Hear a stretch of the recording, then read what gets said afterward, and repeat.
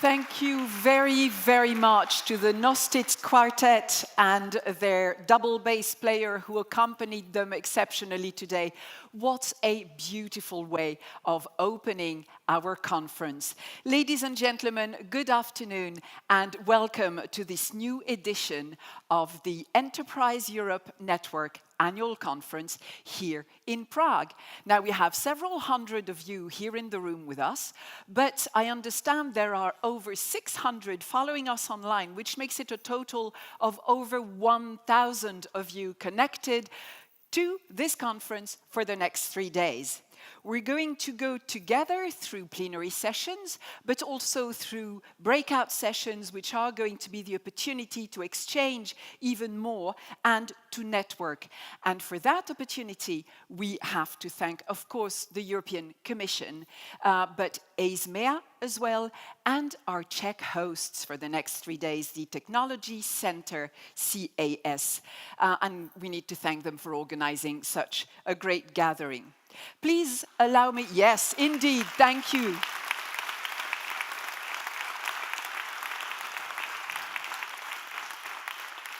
Thank you on their behalf. Please allow me a couple of housekeeping points before we dive into the heart of the matter. First of all, we have a hashtag for these 3 days. It is hashtag EEN 2022. That means that you can use that hashtag for your communication on social network, and we really hope that you will be spreading the good word, whether it's on Twitter or any other social media that you will be using for the next 3 days. You will also be invited to use that hashtag on Slido. We will give you the opportunity in the breakout sessions to communicate with our speakers, to ask questions, to react to some questions that we will be asking you. So remember, hashtag EEN 2022. When you came in earlier on, you received a badge. I don't take mine because, it doesn't look very nice on stage, but they're great badges. So make sure you don't lose them, because they're going to be your pass to access the activities for the next 3 days, including all the networking events, the networking reception, the dinner tomorrow night. So make sure you hang on to your badges as much as possible. So as I said, you now have 3 days to experience a full event, an intense event, a very intense networking experience as well. And that is also what the Enterprise Europe Network is all about. The network is now 470 organizations strong in 69 countries. So you can imagine the scale of the network. More than 4.2 million enterprises, small and medium-sized enterprises, have benefited from key network services at this stage. And another 2.5 million have benefited from information services and training sessions. All that makes it the world's largest support network for SMEs. So ladies and gentlemen, a round of applause to yourselves.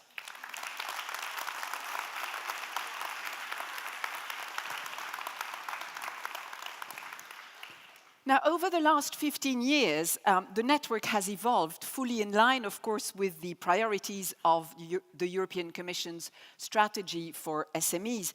And it continues now to focus on internationalization and innovation. But as time goes, the focuses also broaden. And now the network is focusing more and more specifically on sustainability, resilience, and digitalization. And that reflects the theme of our event this year: new network, new realities, new impact. I would personally add new challenges, because they usually go together. So without any further ado, ladies and gentlemen, I'd like to dive straight into the core of our conference. And to help us set the scene, it's an honor to welcome the Deputy Minister of Industry and Trade of the Czech Republic, Mr. Marian Piecha. Good morning. Good afternoon, Mr. Minister. Good afternoon and welcome. Please.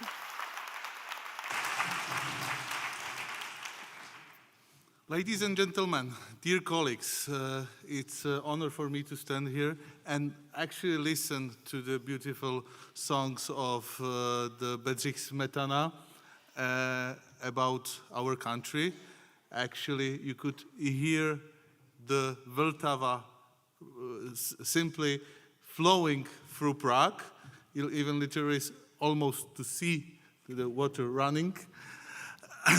But everything is now fine. So I'm very happy to be in Prague. Actually, the good thing about the presidency is that you can participate on so many very important conferences, and you can drive by taxi or take a cab. So actually, I'm here every week, and I was really enjoying to come here today to talk to you about the importance of networking. And I think that's the most important issue on our agenda these days, because I think we are going through some difficult times, and with the energy situation, we will see how this winter our industry, our economy will work. It is especially difficult for the Czech Republic, as we are one of the most industrial countries in Europe. Actually, we are now in the premises of the O2 Arena, which is entertainment center. But 100 years ago, this was a Kolbenz-Daněk factory, where the steam engines and steam transportation big machines were produced. And that time, Czech Republic was the leading country in the heavy industry and steam transformation. We are now here 100 years later.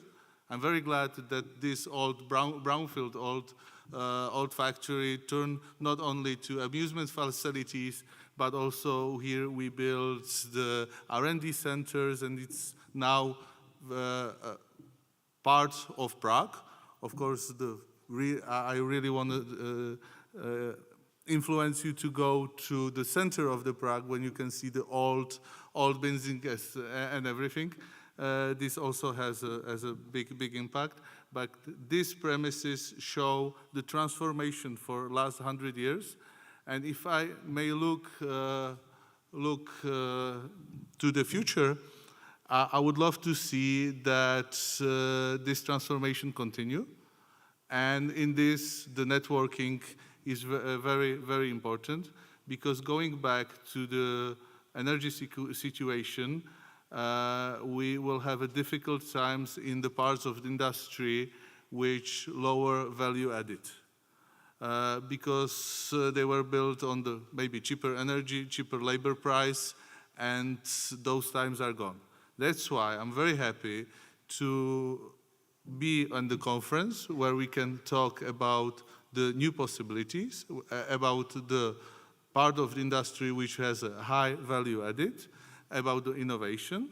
This is really important at the time when we are going through some crisis, because those stable, innovative companies can bring us through worse times. And we need to pay a special attention to that these days. I hope with all the support coming from the European Commission solving the energy situation, we will come up with the better situation. On the other hand, we need to help ourselves, not only looking for the renewable resources and the impact they can have on the energy situation, energy production in the whole Europe. The photovoltaics, other resources is definitely the right path in the renewable area. And of course, even there on the photovoltaic panel, you can see the big improvement, how went through last 10 years, the effectivity of those panels not double, but tripled. And if we could invest much more in the R&D of those areas, I think we can do even better. So there's a possibility of producing clean and effective energy. There's a possibility of energy savings. And I think also the big issue here is the circular economy itself. I put it a little bit aside because I think the circular economy and sustainability will now have a harsh time because of the energy prices. Because when you want to recycle something, when you want to, from old materials, get new materials, you always need to work with the energy. And I wish in this case we will not give up on the sustainable development of our industries of the whole Europe. We need to find a way by supporting more the circular economy. I know that here the energy prices connected to the circularity will be an issue, but that's what we need to solve on the level to be sustainable and looking forward. Those are the topics I would love to see being discussed here. I know from the agenda that it is a thing to happen. So I'm very glad.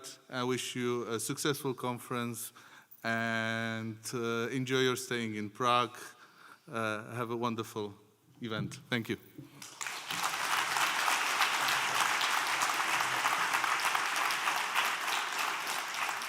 Thank you very much, Mr. Deputy Minister, and I'm sure you will get some feedback on the discussions that are going to take place, so you will hear all about it. I would like now to invite the Deputy Director General of DG GROW at the European Commission, Ms. Maeve Rute.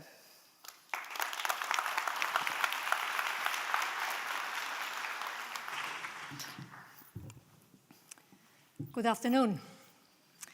What a pleasure to be finally here personally after such a long time of having seen some of you only online and having been exchanging emails with a good number of colleagues here and there. So a pleasure to meet up, and also a big hello to those who are following us online. And I do hope that even more people will join. You said 600 or so. We are counting on you. Get your friends, get your colleagues online as well, because we are going to have an exciting event here. So the title of the conference this year, New Network, New Realities, New Impact, perhaps also new challenges, as we heard, is, I think, very much carrying the sense of the time that we are all living through now. Of course, the times have become so much more harsh.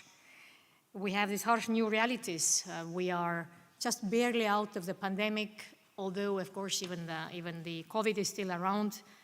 We, of course, since 24th of February, have this great concern, compassion, and I would say also wish to support. We have observed the Russian aggression in Ukraine and taken measures to help Ukrainians and Ukraine as a country. And now, of course, the energy squeeze that we just heard from the Deputy Minister, these are, of course, putting us all at test. We see the supply chain disruptions causing also high inflation, and of course, as often it is, the smaller and medium-sized enterprises are the ones that particularly feel the weight of these challenges now. We saw that during the pandemic, 1.7 million jobs were lost in our smaller and medium-sized businesses. But this is not over, and unfortunately we see that, of course, this new squeeze on energy prices and availability is also, of course, adding the pressure, so that this spring 89% of SMEs already reported an increase in raw material and energy costs, and of course this has been going on since then. We, of course, have, as a European Union, very rapidly responded to these new harsh realities with a number of measures I believe you have also noticed. We have immediately taken measures against the Russian invasion. You have seen the sanctions being put in place. You have seen the humanitarian assistance to Ukrainian refugees coming to Europe, helping also people who are displaced within the country. We have provided, and we continue providing, macro-financial aid to Ukraine, and we have, with your help, set up the solidarity lanes and the matchmaking platforms that help Ukraine as a country to also get some of their goods out from the country to the markets. And of course, we have, with a record speed, received the application from Ukraine for accession to the European Union. We have processed it and said that, yes, we want Ukraine to be part of the European family, and now we continue, of course, working in this direction. And I'm glad to say that among my responsibilities in the Commission, one of the areas is exactly to see how we can help the country to build up all these quality assurance and market structures that would help Ukraine to become a part of European single market very soon. So we are all hoping for that. And as a small yet important step in this direction, I'm happy to announce that we are really on the final stages of getting Ukraine to join our single market program. And you know, single market program is the program that we use for funding of the Enterprise Europe network and several other programs where we believe now these programs will, besides of the EU member states, very soon be also available for Ukrainian businesses. Of course, also not to forget that at the end of last week, so really very fresh news, we were able to sign the contracts for Enterprise Europe Network Ukraine to formally also join our network. So this is really a big thing for us because this is very timely also for this meeting here. And I'm glad that today we have with us the Ukrainian Chamber of Commerce, who is the coordinator of the network in Ukraine. So we will hear from Mr. Gennady Zhizhikov right after me how things are going.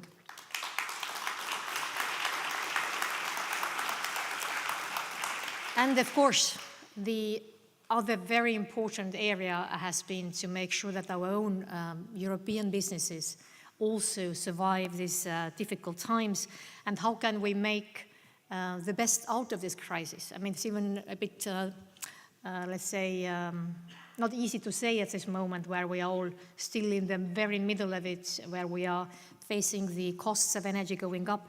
But we do hope that this crisis, again, will help us to come out stronger than we were before. So one of the things I have been responsible for in the European Commission, DG GROW, has been something we call a supply chain task force. And the idea has been very much to look what happens in the market, how the availability of raw materials, energy are being impacted, and what can we do. You have seen the European Commission coming up with very strong, really, policy measures in the field of energy, several steps being taken. Even now, as we speak, things are debated in Brussels. But maybe more from our side, so the part of the European Commission dealing with industry policy, SMEs, and single market. Let me mention just a few steps which are coming forward to make, hopefully, important changes for the businesses. We have just adopted or agreed at the college, at the Commission level, that there will be a new industrial alliance for solar photovoltaic industries in Europe. And I very much hope that this is going to be something that helps to put solar PV panels really on every roof, and not only having them installed, but having them also produced in Europe. And countries such as our host country here, where we have long industrial traditions, I hope that we see also revitalization of our industries here. We are very much now working also on Raw Materials Act, which is there to address the availability and scarcity of various critical raw materials. which we need for the twin transition. So this is going to come up next year. Our president has announced SME relief package. It's still early days. We are working on the SME relief package. We believe it should address issues such as late payments, access to finance, perhaps also something on administrative burden, perhaps something on energy issues. But we very much would like to hear from you. And my colleagues with Cuba and others here, we are organizing tomorrow morning a bit of a discussion with a good number of you. And if you did not receive an invitation for this discussion, you can still send your ideas either in writing to our teams or pick one of the commission people here and give your views or ideas for the SME relief package to us. Now, on this new network that we are today here all celebrating, we have certainly seen that Enterprise Europe network, together with our clusters network, has been a very important part in delivering our response to the crisis that we are going through. You have done a marvelous job during the pandemic, and you have continued to help us put our policies, to implement them on ground now during the Russian aggression against Ukraine. It has been very many ways thanks to you that we have managed to build up the supply chain resilience platform, where we have more than 800 profiles registered. There have been more than 24,000 times that these profiles are checked. As I already mentioned, Solidarity Lanes, again, the business matchmaking platform there is thanks to your help and the platforms we work with. And we have, of course, the Enterprise Europe Network support to Ukraine, thanks to the help you provide linking up with Ukrainian businesses. And now the renewed network this year comes in place. And it's not simply a copy and paste of the previous network. We do believe that now with the new setting and new objectives, you will be also really, I would say, kind of unparalleled network, not only by the scope, which we already heard, the spread through 60-something countries, but also by the focus areas. Because in your network, or in our network now, we are linking up the industrial transition towards low-carbon, climate-friendly, environmentally friendly technologies. Your help in transition pathways is valuable. We bring in single markets and also the internationalization of SMEs. We bring in very much the innovation and scale-up, and be it also the aspects of women entrepreneurs. You bring these different sides of the work together. And it's very much about also stepping up the impact of the work we do. Impact and quality, I would say. So maybe what are the areas where we believe that the new network now will have even stronger impact than before? Let me mention 3 areas.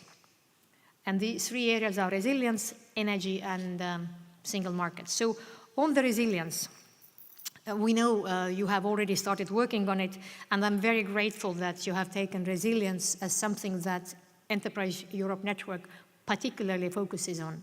We have seen the disruptions in our supply chains, and for me, this is actually something where this network, together with our clusters network, can really make a difference. You can help the businesses which want to maybe relocate back to Europe, or which want to find new supplies in the Europe. You can help these businesses to find the suitable clients as well as suppliers in Europe.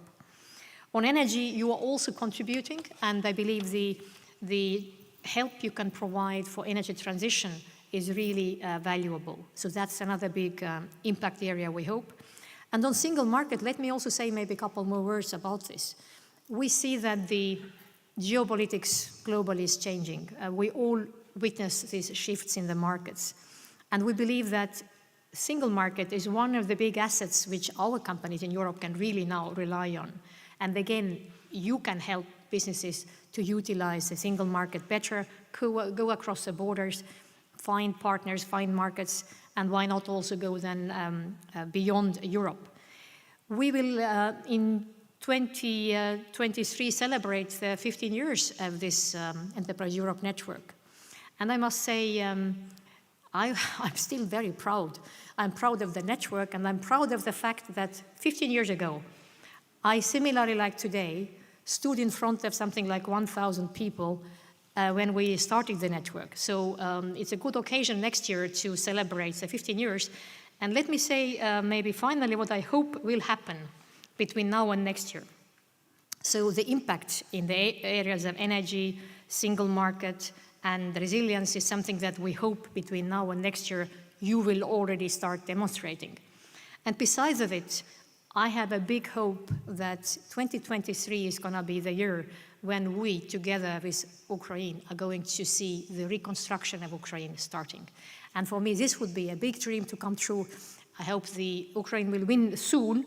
And with the Enterprise Europe network, you helping to connect the dots, we will be seeing a big growth area, big opportunities for Ukraine to soon become also a member of the European Union family. So today, let me say big thank you to all of you for being here present either physically or online.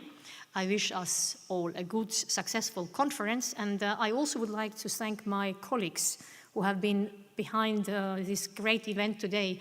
I will not have the opportunity to give a closing speech, so I say it immediately. They have done really a marvelous job, and many thanks to the hosts as well for this great facility and this very smooth operations today. Thanks, and have a good conference. Thank you.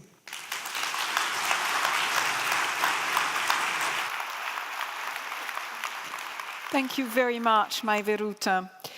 I'd like now to give the floor to the other side of the organization behind our network, and I'm happy to welcome on stage the director of EISMEA, Mr. Jean-David Malo.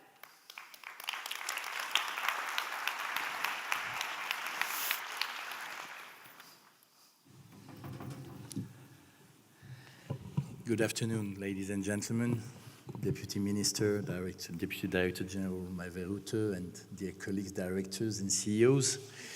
And most importantly, I would like first of all to thank the organizers for making this event already a success when you look at the number of people that are present in this room and also online.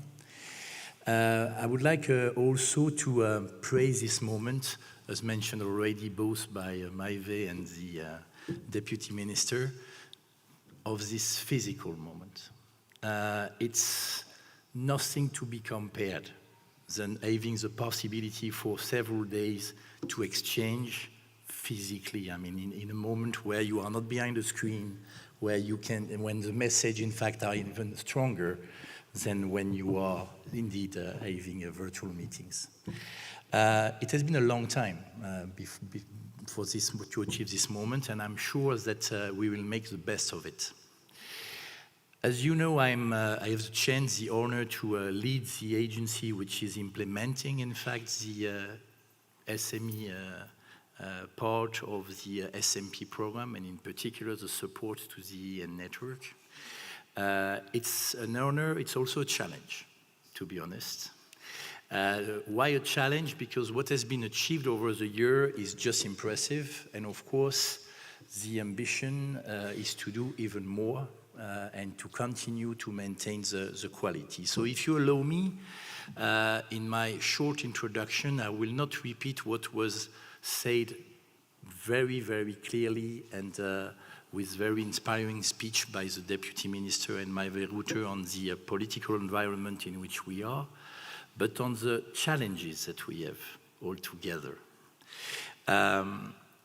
We have a first challenge, which is clearly to reinforce the cooperation that we have between us, but also among you. To reinforce, in other words, the network as it is. Everybody knows that this network is the biggest network in the world. But honestly, we should do better in terms of visibility of what has been achieved by this network. What you are doing individually is just remarkable. Collectively, it's even better. but who knows? Sorry to be a bit abrupt, but we can do much better. And we have started discussions with our parent DG Grow, in the context, of course, also of the 30th anniversary of the single market, to do much more on this. And this will be one of the objectives of my team, and in particular by Natalia, to do more on this and to be on the side of the agency very helpful for this and to help you for this purpose. Second, I do believe that we can do even more in terms of integration and synergies with other programs at national but also at regional level. I do believe it because, I mean, I have the chance or the challenge, it depends, to not only implement programs that are coming from the SMP, but also programs that are coming from other parts of the multi-financial framework of the Union, and in particular programs that are dealing with SMEs and innovation, namely the European Innovation Council, the European Innovation Ecosystem of Horizon Europe, but also, and for the first time, programs that are delegated to the agency coming from the structural funds in interregional innovation investments. There also we have a lot of opportunities of cooperation and joint work. We have already started in 2021 and we continue in 2022 to have this kind of cooperation, and I would like to thank you in particular for the support that you are providing in the context of the project EEN to EIC, where in fact you are providing support to a number of startups that could benefit from the European Innovation Council or that have received a seal of excellence. I do believe that there we can do much more.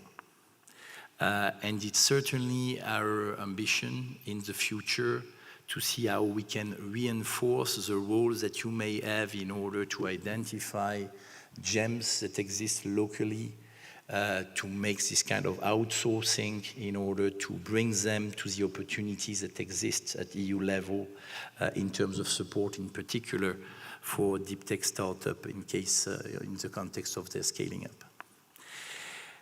I do believe also that we have the possibility to do much more in terms of thematic domains.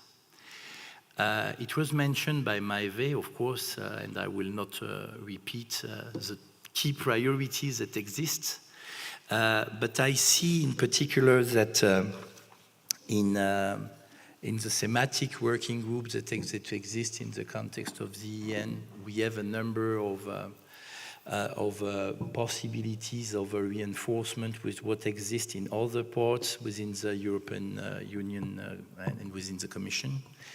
As well as what is launched or has been launched or will be launched as new priorities, and where it's clear that we could have additional added value. So in your sector and thematic groups, I do think also that we can, on the level of the agency, provide you this kind of support, not to interfere, of course, in the political orientation, but to bring the support that could help to do even more things in this area. I do believe also that cooperation needs a smart and user-friendly communication tool. And there I have a huge challenge on my shoulder, which is to make the EEN platform working.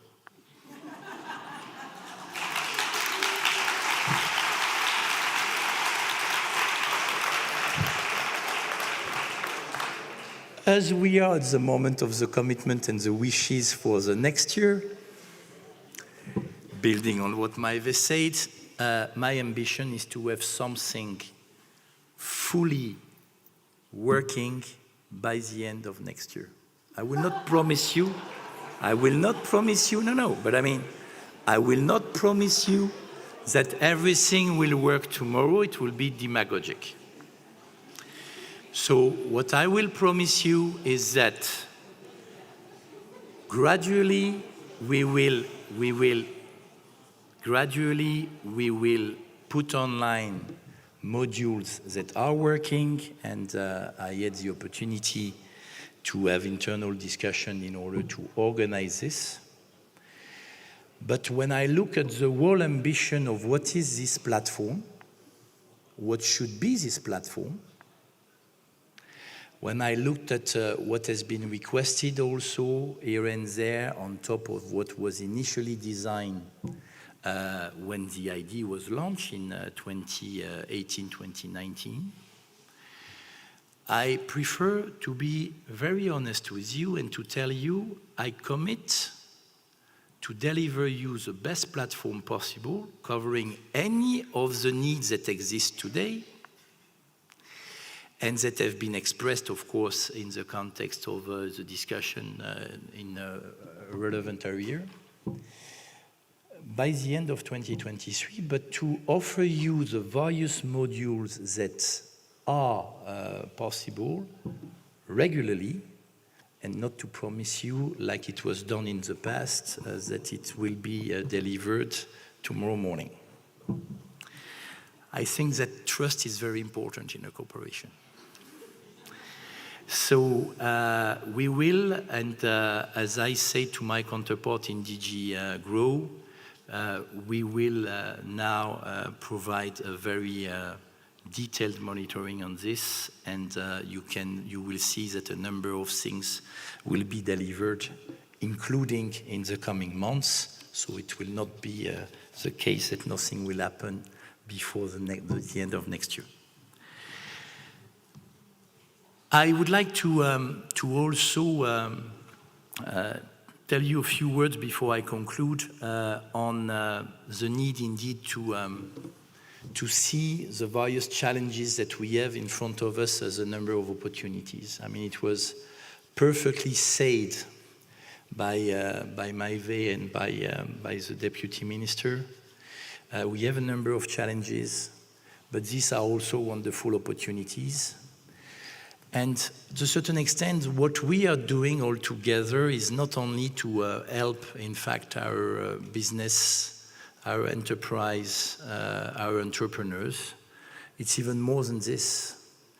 In fact, we are supporting the vision and the vision of the society of the European Union. And the perfect example is what we are doing for Ukraine today.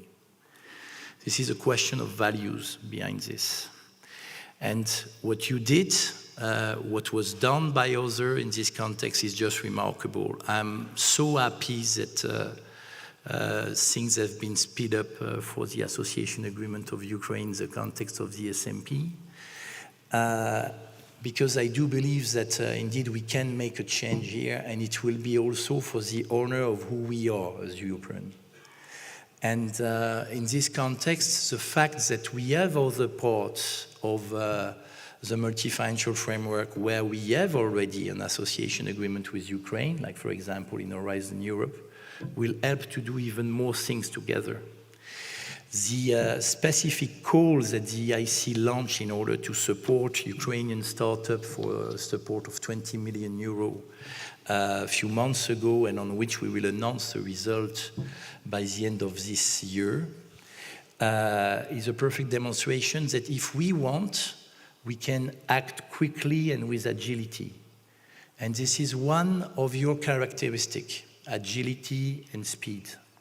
And I do believe that this is why we can do even more all together. I will stop here. I will have the opportunity to meet a number of you in a number of sessions in today, notably. All the colleagues are also there today to help you. But I would like to wish us also a very fruitful annual conference. Thank you very much.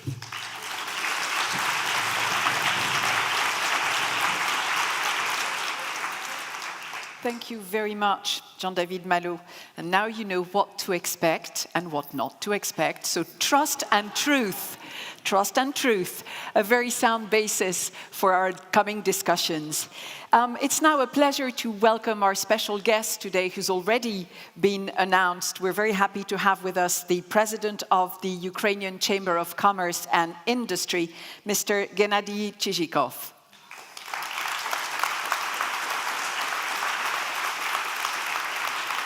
Good afternoon. Dear lady and gentlemen, dear friends, dear colleagues, honestly, I like say friends. We are living the very complicated time when to live without networking, to live without friendship and support impossible. And Ukraine and Ukrainian feeling now what nearby us, not only enemy, but more for us important, nearby us friends. European Union, United States, a lot of countries in Africa, Asia, in Australia, Latin America, everywhere. It's very important to feel what we are not alone. Of course, today's event for us is also important because a lot of my colleagues, friends, ask me, how is Ukraine? What is Ukraine? What is this war?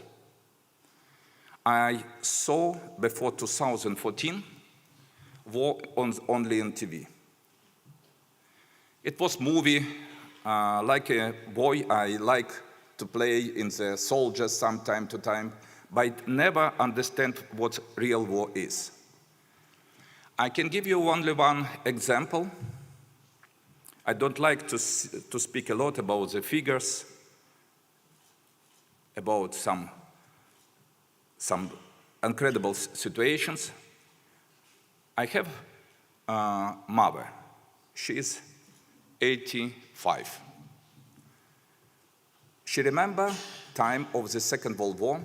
She was also under occupation. And now, in May 2014, I asked her, Mama, it's too dangerous. You need to leave Donetsk. Donetsk was in war. And she moved in another village, our family village, our family house. And in June 2022, I asked her again, Mama, you should to leave your house because Russian troops will be very soon. And Russian came in village again. And our family house with pictures of my mother, father, albums, all memories was destroyed, absolutely. This is 22nd century. What is it? And Mama said me, very simple, son, do you know, I felt myself during the Second World War more safety than now. And I understand. This is unique war. When you're in a country, territory practically like France, more than 40 million people, and you can't find any place where you can be safety. When you go to sleep, you don't know what will be in the morning. It's terrible things. And we see this war continue, and we can see the final of this. It's not special operations. It's war against freedom, against sovereignty, against the people. And for us, this is a genocide of Ukrainian people. Okay, this is, how to say, my emotions. Come to the, a little bit what we have in practice. Unfortunately, war is very dangerous, and nearby 20% of our population, of Ukrainian, should to live from one side to another side. And nearby, in the first months of the war, nearby 6 million and more billion should to replace from Ukraine to the Europe, to in other countries, etc. You can imagine, 6 million people. It's more than 15% of population of Ukraine. This is the same inside of our country, also millions of people.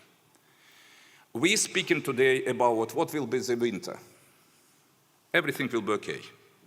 We go through because we are strong. But you can imagine during the only last 2 weeks, Russia destroyed 30% of our energy plants. I never forget when you 5-6 hours a day, you don't have any type of electricity. But what important, Ukrainian strong, and we will stay at home. We will continue our fight up to the end.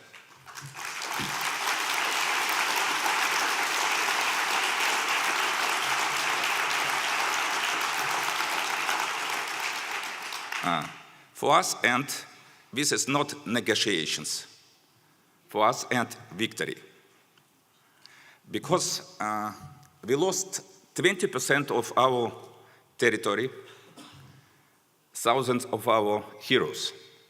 But we will continue to fight because we understand this is unique chance to demonstrate all the world what future of the world is freedom, democracy, sovereignty, and not when the one authority can to demonstrate what's to change the life of the billion of the people in the planet. And I would like to say thank you very much, all of you, all our friends, countries, first of all, the European Union, who believe in the Ukraine, in our future. We consider our future with European family. We would like to be the important part of this family. And for us, it's a very big, very important sign what we will go forward together. It's very important for us, and we will consider this networking, Enterprise Europe networking, like very important moment. I would like to say for Ukrainian enterprise, internationalization, one of the most important questions. Unfortunately, only 5-10% of Ukrainian businesses worked internationally. If compared, for example, with Estonia, if I'm not mistaken, nearby 50 plus enterprises working internationally, like in Holland, in Belgium, in many, many countries. That's why for us it's very important questions. Okay, but couple words about the economy. What is it? I started from the microeconomics figures, you know probably. We can expect it, what our GDP down at the end of this year, I'm not 1%, not 2%. We can nearby 45% minus. You can imagine. What is it? Second one, after the first shocks of the war, when the war started, business now demonstrated not only heroism, but also a very important entrepreneurial approach. What we see, the nearby 10%, first of all, small and medium-sized businesses closed. 30% of business working partly, etc. You understand what this? Some businesses who are very close to the eastern part of Ukraine or south part of Ukraine, of course, it's not possible to work. This territory now, unfortunately, occupied, and business is not possible to work when the, every day you can listen the attacks of the and the sounds of the rackets, etc. I would like to explain. Maybe you heard a lot about the city, Mariupol. Mariupol is a port in the Azov Sea. In this city lived nearby 500,000 people. Now left only 80,000. But in this city was a cluster of the steel production. This city, can you imagine, produced for Ukraine and for us more than 10 million tons of steel, and now everything destroyed. This is a connection between economy and GDP. You can imagine, 10 million tons and nothing now. That's why when we're asking about what is economy and how it's working, this is very not so easy. Of course, for us, what I'd like to add also, small and medium-sized business is very flexible, but at the same time, it's a not very simple situation now. As I mentioned, the figure where quantity of closed enterprises, small and medium-sized, twice micro business, twice more than the small businesses, and more twice more than big businesses. For example, the figures in Ukraine, micro business closed 18%. Small business, 10%, and large business, 6%. It means during the war, who is the most sensible? It's small and micro business. That's why to support this type of business very important for us for the future. I don't like to take your time to say, but if you ask me directly, how everything? Of course, difficult, but business try to work. First of all, we try to work in the region where more or less safety region, in central part, in the western part of Ukraine, etc. We are now very much focused on export. Probably you heard a lot about the very difficult situation with export of our grains. Ukraine producing during some years not 1 million, 2 million. Last harvest of this year was 65 million tons. And what? All this production, agricultural production, was go through our seaports. It was a collapse. When we tried to use trains and to use the lorries, trucks, sometimes on the board with Poland was a queue, can you imagine, 40 kilometers of the trucks. It's imagine. That's why for us very important what the European Union made a step to the forward of Ukraine. Now we have a very special attitude, the zero taxes. We have the visa transport very simple rules, etc. This is steps from the side of the European Union is very important, but this is not enough because the system of the border not was prepared for the future. But Ukraine, like a few country who consider themselves like a part of European Union, that's why for us the border, the cross the border, it will be one of the most important questions for the future, how to do this.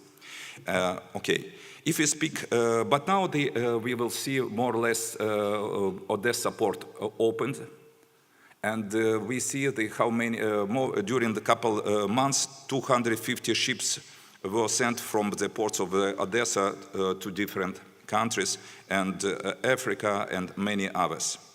According to every year we do different type of survey. And I would like to share with you some main focus points where we see difficulties. First of all, it's a lack of fuel and price increasing. This is very important for businesses. Convergence of prices for raw materials. Difficulty with transportation of raw materials to the territory of Ukraine. A decrease in the share of domestic market and demand for products or services. The danger of walking in the places and relocation of enterprises. Ban of import of raw materials, semi-finished products from other countries, a property damage, and problems with electricity and gas. This is what we of course, if we needed something, we need, first of all, your support and where we see our main difficulties and where we can work together. We are interested in support and reconstruction of routes for supply of agriculture products to Europe, simplification of custom control, and creation of programs for development of logistic routes for sale of products, providing financial support for the development of companies and business relocations, providing compensation and preferential programs for participation of Ukrainian companies in international exhibition for the presentation of Ukrainian goods and services, which will increase the demand for Ukrainian products in the EU, providing loans and financing for restoring of agribusiness. Some more and more, but I understand this is important to continue our talking, and I would like to invite you tomorrow with our friends and colleagues. We will organize at 9:30. We will speak about the doing business in Ukraine. It will be very important and very for us. I invited you just to speak a little bit more deeper in this topic. And finally, I would like to say also what I participate here first time. And for me, for such type of event, for me it's very important. I am a little bit nervous because I see so many countries and so many colleagues, friends, we will work together. But I am not only like president of one of the biggest business association, but we are due to the support of you. We became the leader of organization that coordinate EEN, Enterprise Europe Network activity in Ukraine. Thank you very much for this opportunity, and absolutely sure we will do our job together better and better. And I would like to say thank you very much for your support. We are strong together. We stand with Ukraine. Slava Ukraini, slava Europe, slava you. Thank you.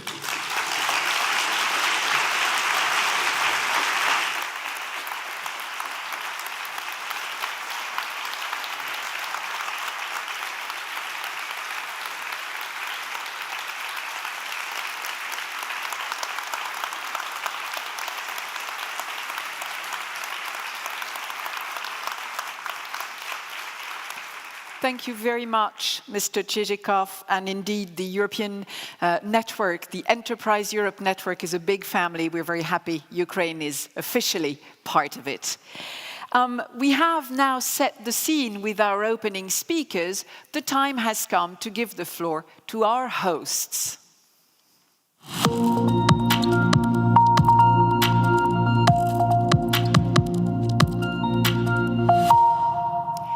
To do so, I would like to invite the representatives of our Czech network to share their experience with all of us, and to do so and introduce them. It's my pleasure to invite Silvia Jirashkova, who's the head of the Business Development Department of our host today, the Technology Center CAS. Good afternoon, Silvia, and welcome. Thank you very much. All yours.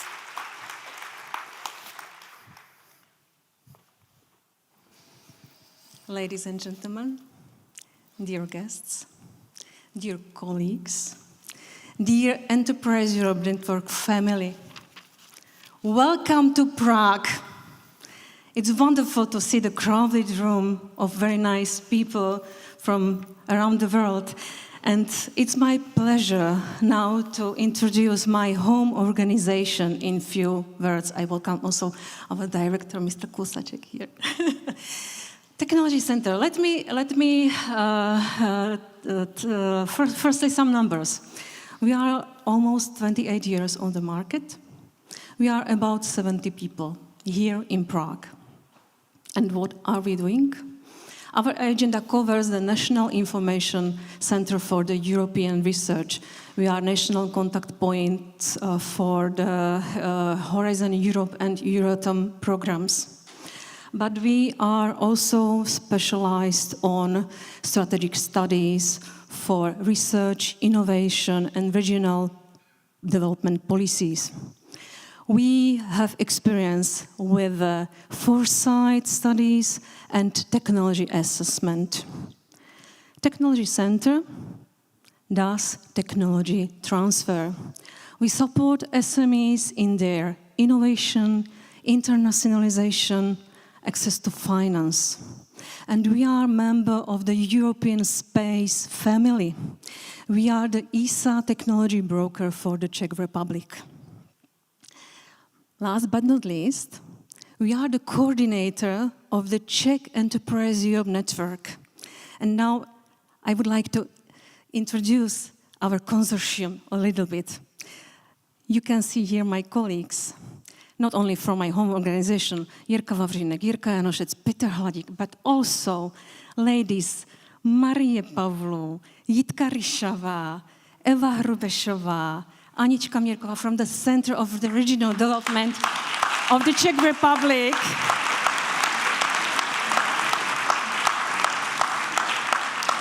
I am sure that many of you knows Monika Vrbková or Ondřej Petrášek from South Moravian Innovation Center from Brno. But also we have another partner in Brno. I'm sure that you have met many times Ota Hrdlička and his lovely colleagues from the Regional Chamber of Commerce from Brno.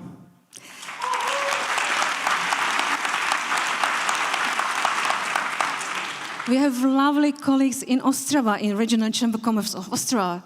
Welcome here. Natalie, Hanka, Jan. But last but not least, we have also colleagues in Pilsen. There is Mirka Skizovska somewhere. I hope that, okay, hello. So, it's our consortium. But now, let me invite to the stage 3 charming personalities who represent the young entrepreneurs who came to spend time with us and share their experience. Come on, Lenka, please. Lenka Ryjová, Adam Blažek,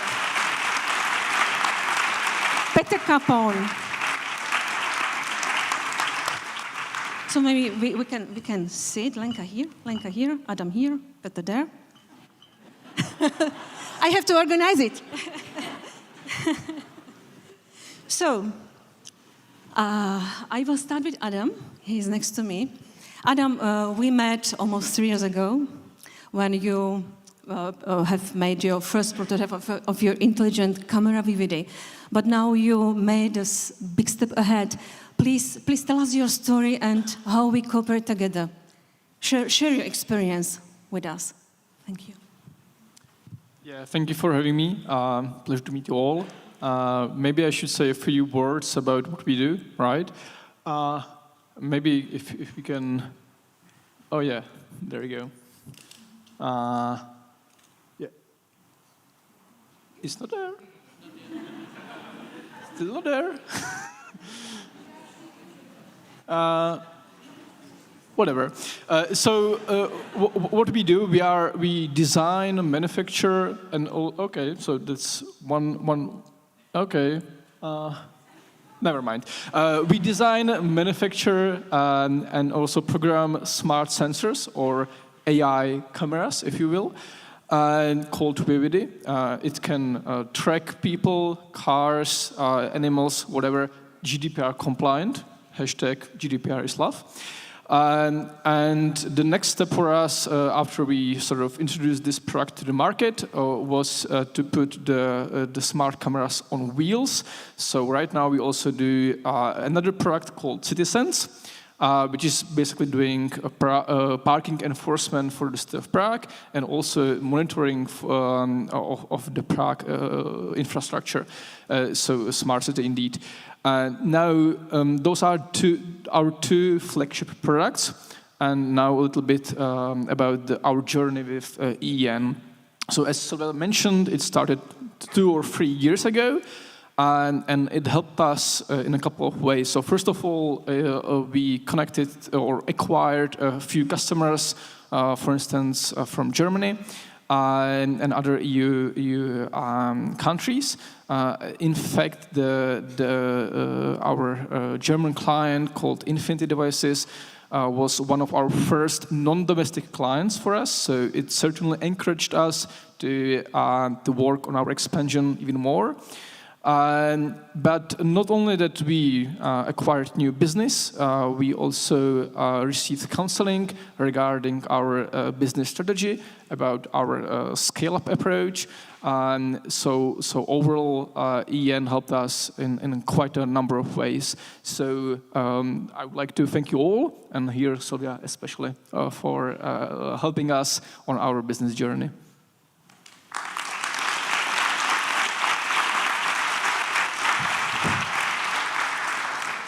Thank you very much, Adam. Lenka, we also met at the early stage of your project with the typical challenges for that period of time. But today, you also made a huge step ahead, and I can say that you are a pioneer in the management of the diabetes type 2 through the AI-driven behavioral change. Can you introduce your project and our cooperation, please? Yeah, sure. Thank you for having us here. Thank you for inviting us, and good afternoon, ladies and gentlemen. So, in Vitadio, we're developing digital therapeutics for type 2 diabetes. So basically, it's a clinically validated app that's being prescribed by physicians and currently reimbursed by insurance companies. But I remember the first time we met in 2019, I guess. It was a very different situation for us because we were really starting with the project, as you said. We starting with the first generation of the device. We starting with the clinical studies. We were raising the first round of finance. And I know that originally, actually, we approached you because of EU grants, EU funds, a semi-instrument, right? And we were working on it, and you really challenge us, and you help us to create the value proposition and really articulate the strategy. So at the end of the day, it didn't really matter that we didn't get the funds, because we used all the information that we get on all the learnings when raising the money from investors. And I also remember that it was actually EEN, or you particularly, who introduced us to our first angel investor. Oh, it works. He has proven to be a very valuable business partner for us. And I would just like to say that it means a lot. It's really I believe that it's really crucial to support new companies in these very beginnings, when you have no traction, no customers, no one really knows you, and basically lending them your credibility as an institution and all the learnings that you have, all the information that you have inside the network. It's really crucial and vital. So once more, from our side, thank you, because it really allows us to grow. And from the time we basically grow quite a lot, we have. Yeah, no, it doesn't work anymore. It works. Yeah, we grew from 5 people to 2017. We opened another offices in Berlin. That was quite a big step for us. And we are active on 3 markets. So we became the first universally reimbursed digital therapeutics for type 2 diabetes in Germany within the DIGA scheme. And we are covered by the second largest insurer in Slovakia. In Czech Republic, we're working with top-tier pharmas on enhancing effect of their medication. And yeah, that's quite a huge achievement for a small Czech company. And basically what we're doing is that we're developing an apps, as many startups. And so Vitadio is basically a CE-certified medical app that helps patients or support patients in their diabetes self-management and lifestyle change. It guides them through the comprehensive diabetes education. It helps them to integrate the new healthy habits into the daily life using the system of personalized goals and tasks. We also offer the ongoing nudging based on the patient data. We offer real-time meal feedback based on artificial intelligence and all these flex features. We also have a layer of proactive human contact, so we can increase adherence of the patient. And what's really cool about it are, you might say, this is not a deep tech, this is not a rocket science. It's not. It's a lifestyle intervention. It's an intervention that should be first-line treatment for over 60 million diabetic patients in Europe. And it's not because of the scalability. And what we are doing here and what we're showing is that it actually works. and that we are actually able to that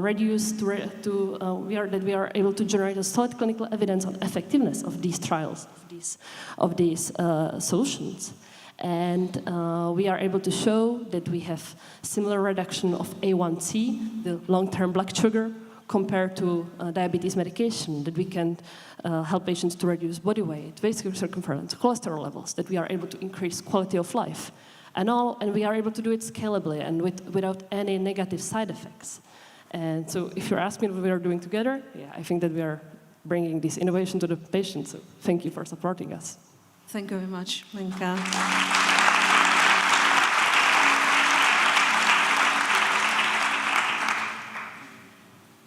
Peter, you are organizing a mission to the moon.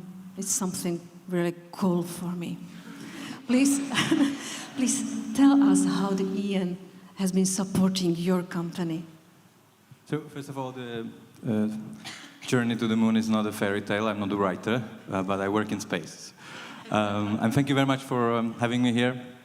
To be honest, if I would know how big the audience is, I'm not sure if I would say yes, but I'm glad I'm here, and I would like to share my story also with the Enterprise Europe Network. I'm coming from the company Aerospace, and maybe before I jump into the company introduction, I would like to tell you why space is important, because I think we are still missing the point. But probably, same as the gentleman in the third row, you are using your cell phone now. It wouldn't be possible without space. You probably, all of you, you check the weather forecast for today, how to dress and how to get there. So this is also space. You flew in, you took the train, you took the ship or Uber, all the space. And still, nowadays in Czech Republic, there are some restaurants where you cannot pay by card, so you need a cash. And if you go to ATM, it's space, because the connection of ATMs is done through the satellites. So same as without electricity, without space infrastructure, there will be chaos on Earth immediately. And I believe that it's important that Europe will master such a technology, because at least, I would say not last, but at least it brings the security. And mastering such technology is very important. And in our company, we have this ambition, or vision, I would say, which is to reach the moon in 2030. The mission is called LUGO, which is the shortcut for Lunar Geology Orbiter, and it's an orbiter which will reach the moon and bring unique scientific data.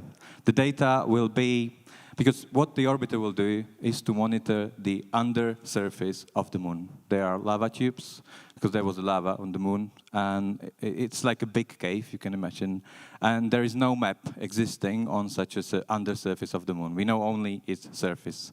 And this can help us when we reach the moon with the rovers to know where these caves are, what is inside, because there could be a lot of heritage, but also it can be good for future habitation, because it's a protection for a human being to be under the surface, and many more. But I mean, these unique scientific data, they're interesting. But what is more interesting in this mission, and why we do it, is to prove that countries from our region, from Czech Republic, and our neighbors can do such a mission to the moon. I can tell you that already through the Enterprise Europe Network, we had 8 countries from the Central and Eastern Europe. There will be 4 more, because we are already working on the mission. So there will be not only the Czech flag on the moon, but many more from Europe. And I would like to conclude to tell you that, I mean, when we started, it was 2014, and thanks to the network, we were able to reach to our first customer in Germany and to start to work on space missions and learn.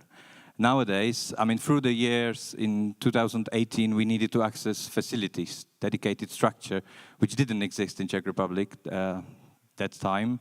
And it was, again, thanks to the Regional Chamber of Commerce, through the South Moravia Innovation Center, and many others from Enterprise Europe Network. And why we do this journey? I mean, because by the end, we would like to show that countries from Central, Eastern, but also with the help of the Western Europe, we can do missions like to the moon, but not only that, but to protect our lives, to provide such infrastructure, and and to be able to be a good partner for a global world, because the Europe I'm young, I can say it, it's too small for us. So we want to be a global company. We want to play a major role.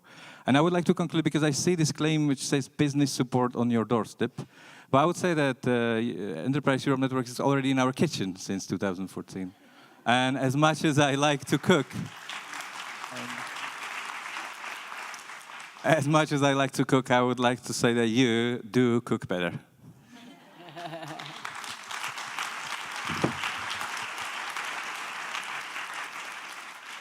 Thank you very much for your inspiring words. And I'm looking forward to continuous cooperation because what I think is that together we are stronger.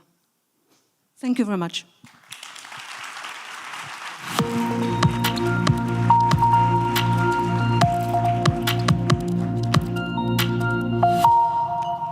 Thank you very much, Sylvia, and thank you to your guests for sharing these really inspiring stories. So, ladies and gentlemen, we have already started broadening our horizons, talking about the moon.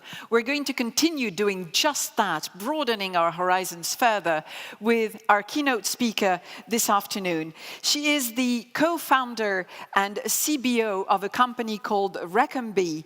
And Reckonbee is a tech company that helps other companies around the world improve the way they run their user experience thanks to AI-powered personalization, meaning that the services that you and I get are better personalized, better tailored, thanks to the support that companies like Reckonbee offer their business clients. So, ladies and gentlemen, a warm welcome to Gabriela Takachova.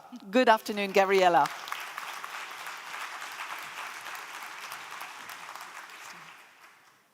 Thank you. It's my great pleasure to be here with you all today.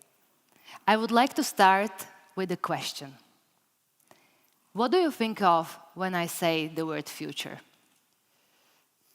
I would guess that nowadays many of us think about uncertainty. Possibly also the word crisis comes up. Undeniably, we are going through a period of abrupt changes and we are facing challenging times. When I think about challenging times, one of the most cliché-sounding mottos comes to my mind.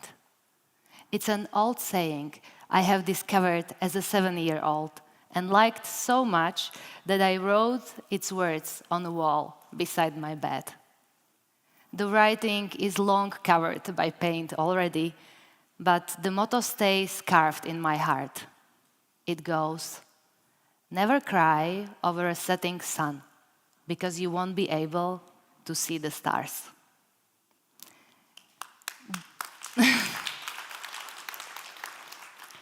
Do you also have your own motto?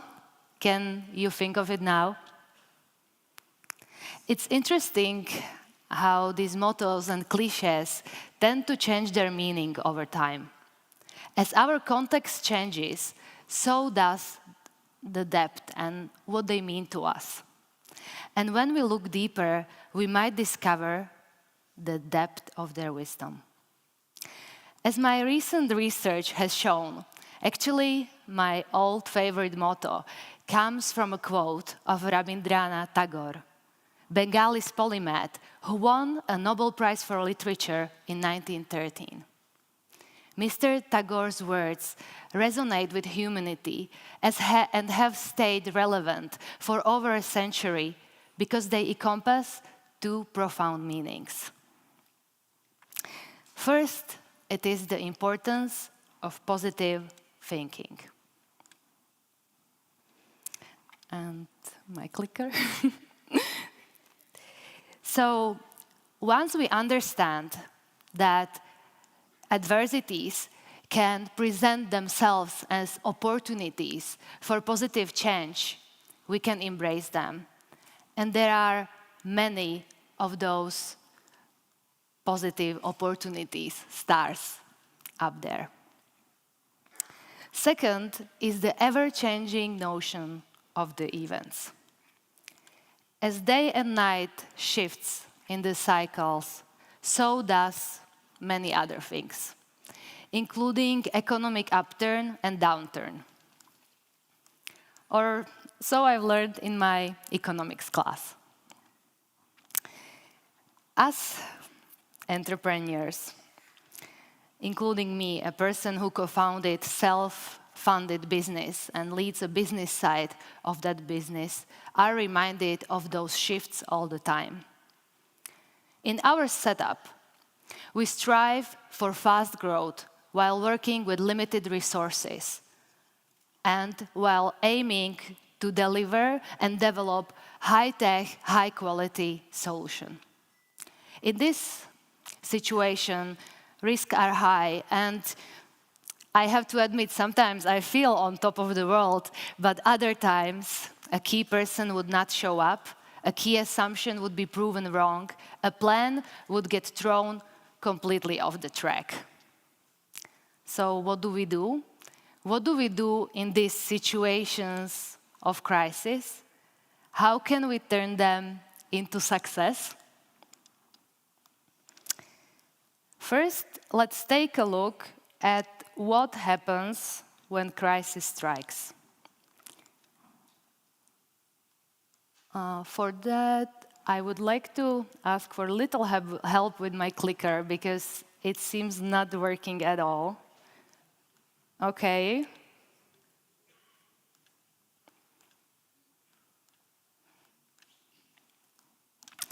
So let's continue. I would like to say that I am looking at the crisis from two perspectives.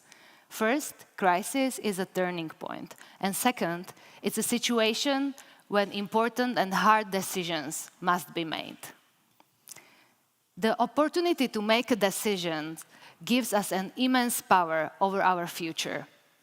How we decide can impact whether we are going to be winners or losers of the crisis. And there are two main ways to decide. We can decide to adapt to the crisis, to react to it, or we can ignore the crisis, freeze, and carry on as normal. Sometimes we feel that we would like to overcome the crisis and come back to things just as they were before. However, the world evolves with us or without us. Therefore, I believe we should embrace the gift that crisis presents in the form of opportunities for better change. The pathway through transition is undeniably challenging. Some companies might not survive the new market conditions, but new market conditions give us opportunities for growth.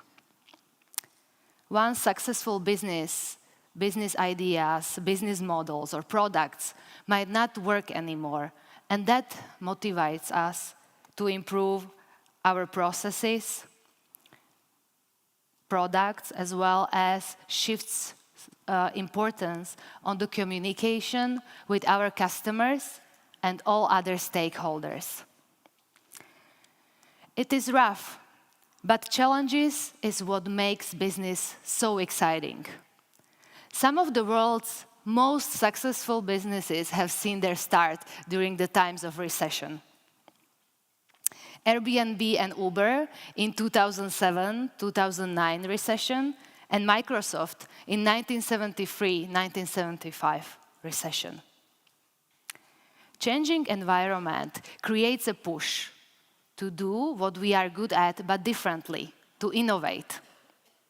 Therefore, the opportunity does not only lay in creating something completely new, something completely different. It also presents itself in focusing on our existing business and finding more sustainable ways to help it grow and to make it stronger. Do you know how to find those opportunities? Do you know how many stars are there visible to the human eye? Yes, it has been actually counted exactly.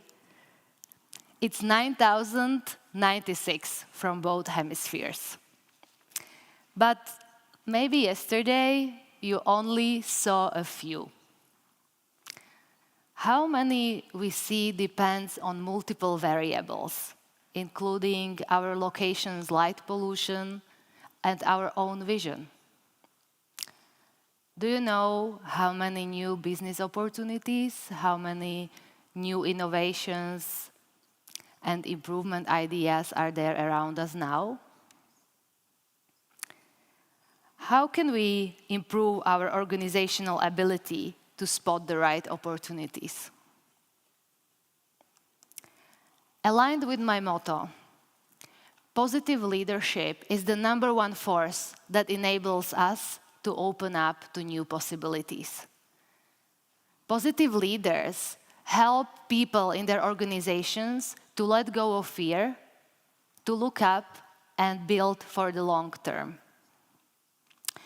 But positive leadership itself is not enough. What helps us to navigate through uncertainty is understanding where we stand and understanding the world around us. Self-awareness enables us to understand ourselves and be realistic about our weaknesses and strengths. While knowledge and data, such as market signals and customer feedback, helps us to choose which opportunities to seize. So, let's say we have chosen opportunities. How to turn them into success? To see spotted opportunities, innovations such as, and new technologies such as AI can definitely help. Similar to the world of self-funded startups, our capital and resources are limited, so we need to find ways how to do more with less. Therefore, technologies can help us to support automation, digitalization, and supply chain optimization. However, to innovate means to do something for the very first time. People are naturally resistant to change, so transformation creates a push on organizations from outside as well as from inside. Therefore, success of any transformation and innovation lays in its people, in their skills, drive, and mindset. I should know. At our high-tech AI startup, we conduct our own research in the areas such as machine learning, image processing, and future predictions. However, nothing of our success would be possible without the people in its core. Nothing would be possible without human-centric approach. Therefore, I believe we should all support resilience and hopefulness in our organizations. Resilience that presents itself in 3 main C's: connection, collaboration, and communication.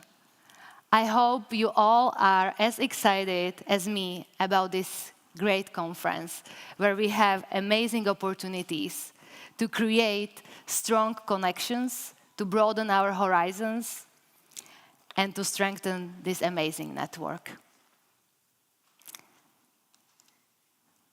Let's connect, let's reach for the stars together.